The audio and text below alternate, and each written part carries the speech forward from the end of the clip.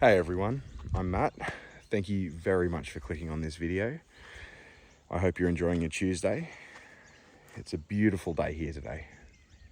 I thought I'd show you my garden veggie patch and fruit patch I've been working on now for about the last 12 months or so. I thought it'd be good to make a video on it and just provide you and everyone else a little update on what's going on.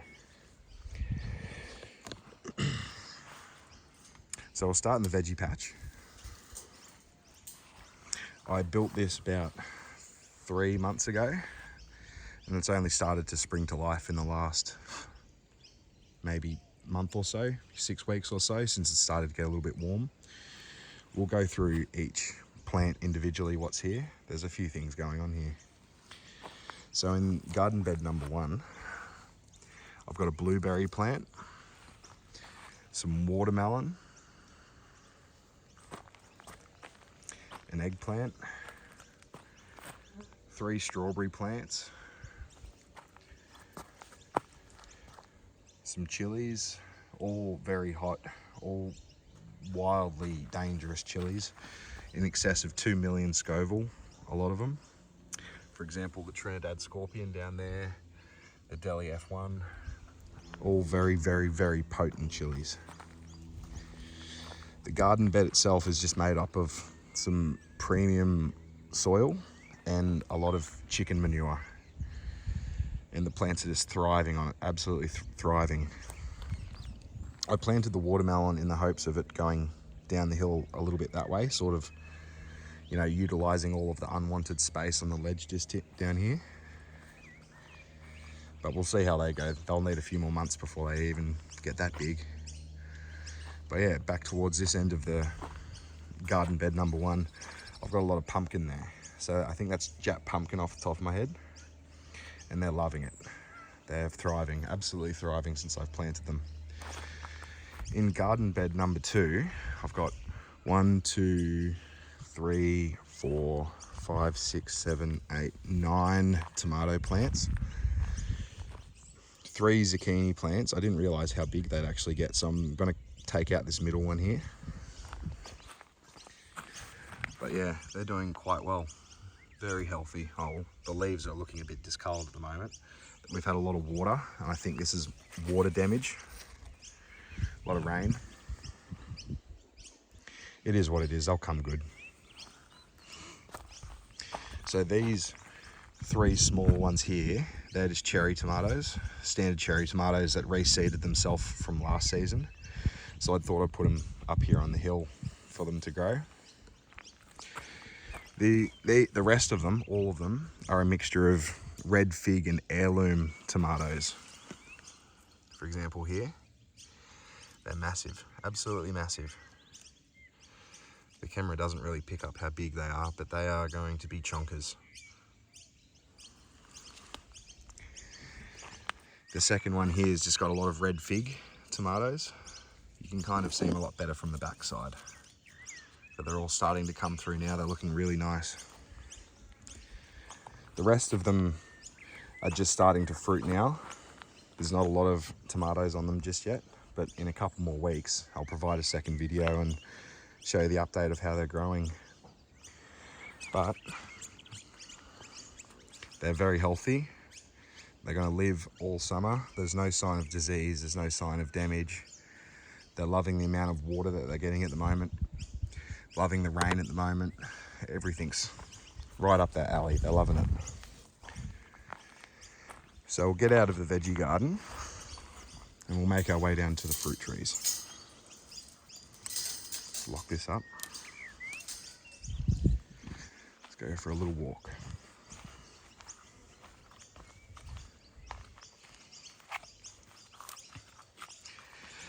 So down here on this level, this is a lapis cherry, I believe. Hasn't started fruiting yet. I only planted it right at the start of the season, so it's burst into life and got a lot of vegetative growth happening on it. It's also loving the soil. It's loving the amount of water it's getting. It's just having a good time. This is a dwarf mandarin tree. It's very little. It's gone into flower. There's a lot of fruit on it. It's coming along nicely. Not much to talk about with it though, it's just a dwarf mandarin. This is a pink lady apple. I'm very looking forward to trying some fruit. The fruit on it's a little bit damaged, this one, but they're starting to change colour, getting a nice pinky green colour. There's a lot of fruit on here too. I've trimmed it up quite a lot so we get some quality fruit rather than just a lot of mid fruit. I had to stake it because it was starting to get a little bit scrawny, if that's the right word. But it's very healthy too. It's coming along nicely. Here we have a pomegranate. The pomegranate's not doing too well because of the amount of rain we've been having recently, and obviously a pomegranate likes a very dry climate, a lot of dry conditions, you know, dry soil. So it's starting to get a little bit of rust leaf on there, which is again just from over water, but it'll come good when it starts to dry out a little bit more when summer hits. So we'll just keep an eye on it, try not let it get too wet, let the ground stay too wet. It wants well-drained soil, which it's not. Underneath is hard clay, so water's pooling at the bottom of it.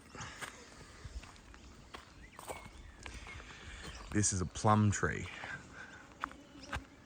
It's getting quite tall. I do need to give it a prune.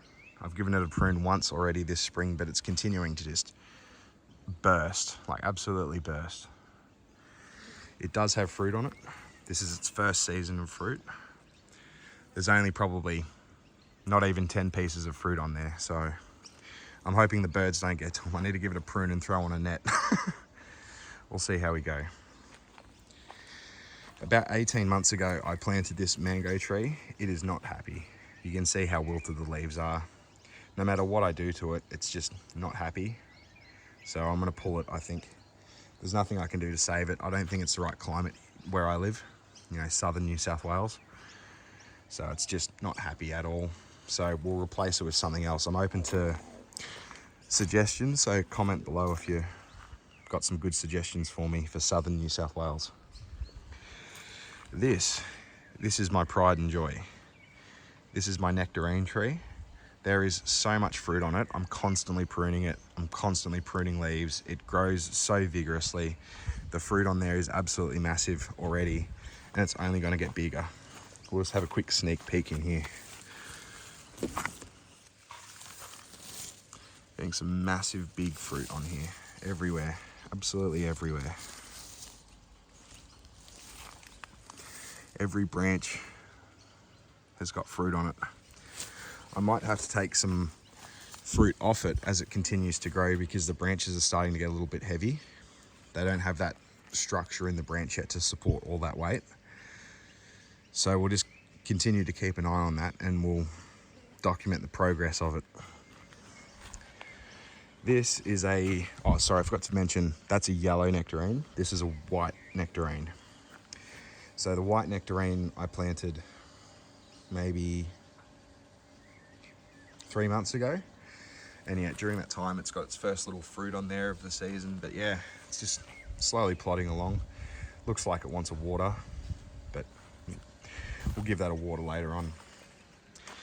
This is just an old passion fruit vine I'm just trying to keep alive. It's not happy. I'm just thinking about ripping it up, but I'm a bit sentimental with this vine, so I don't want to rip it out. Here we have a globe, what is it? Globe red grape. So I only planted this about a month or two ago as well, but it's got exponential growth happening to it as well. Like it's just loving the conditions here. So on this fence, I'm planning to grow the red grape from here to that post there. And then this is a green grape. I'm planning to grow from that post to the middle post as well and just split it there and just have the grapevine along the fence. But even the green grape up here, it's really loving life too. It's having a wonderful time. It's very healthy. It's growing vigorously. Every time I look at it, it's grown. So we've got 1, 2, 3, 4, 5, 6, 7, 8 fruit trees up here on this ledge. Soon to be 7 when I rip this up. But we'll make our way down to, I guess, veggie patch number 2.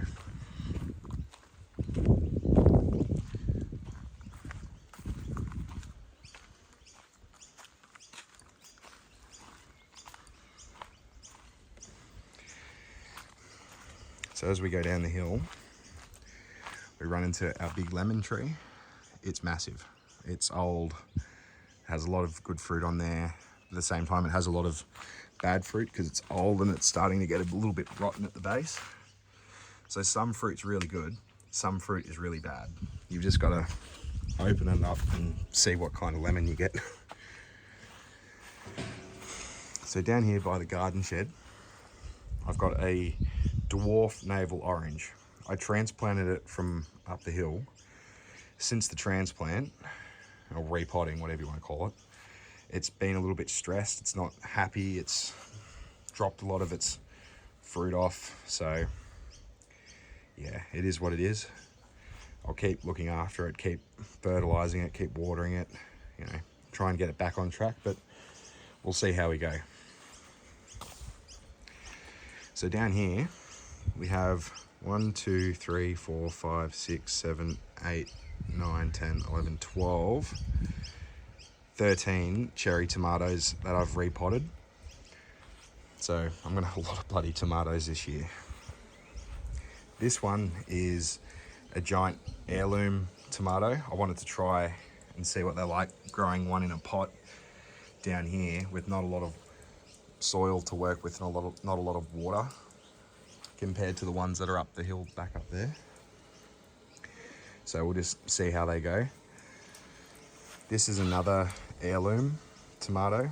It's also doing quite well in the pot down here.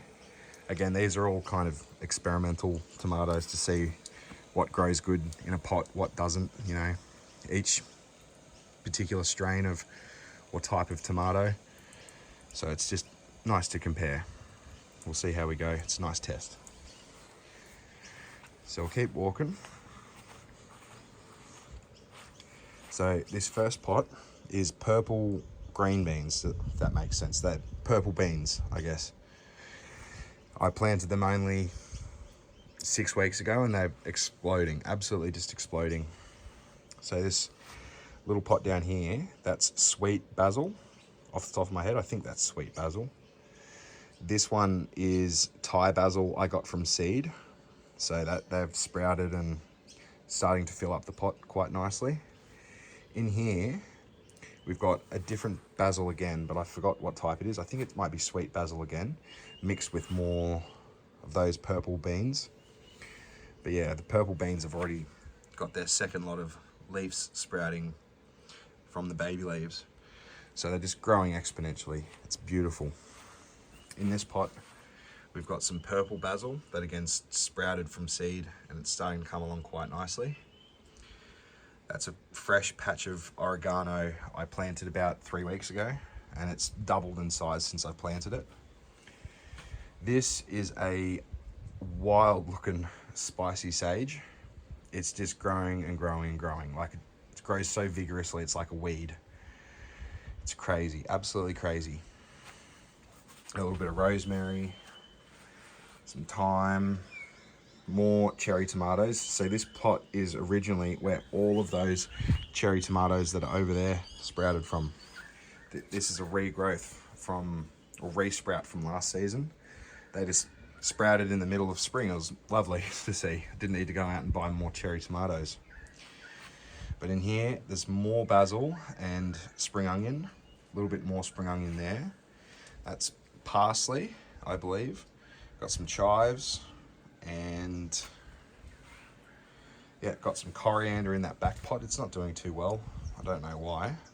And again, this little pot down here, there's more chives, more coriander, more parsley. My family goes through a lot of it. It's good stuff. And then pretty much to wrap all of the garden up, we have a lot of mint. It grows absolutely wild. It's just crazy. There's so much mint. No matter how much I prune it and cut it back, in 2 weeks, it's just grown back entirely. Just come back to life. It's everywhere, absolutely everywhere. It goes all the way up there, and it goes all through here and all down there, and it's even like sprouting out the side of the retainer wall and down towards that end tree down there. It's just crazy. Unfortunately, my family doesn't use a lot of mint, so it kind of just goes to waste. It is what it is. You can't do much about it, but it's fine. I like giving it to friends. It's good for drinks, you know, alcoholic drinks, and even just, you know, like a mint water. It's quite nice. But yeah, other than that, we have a lot of roses. But yeah, this video is about my fruit trees and veggie patch and all that sort of stuff. And the roses have kind of gone a little bit out of season, and with all the crazy weather, like a lot of storms, a lot of wind, a lot of rain, it's doing a little bit of damage to the leaves and the petals and all of that. It's just kind of getting a bit too hot as well. So yeah, the roses aren't looking too good. We won't show you them. They're a bit embarrassing, if anything. But yeah, I appreciate you clicking on this video. I appreciate your time for watching. I hope you enjoyed it. My name's Matt, and I'll catch you in the next one.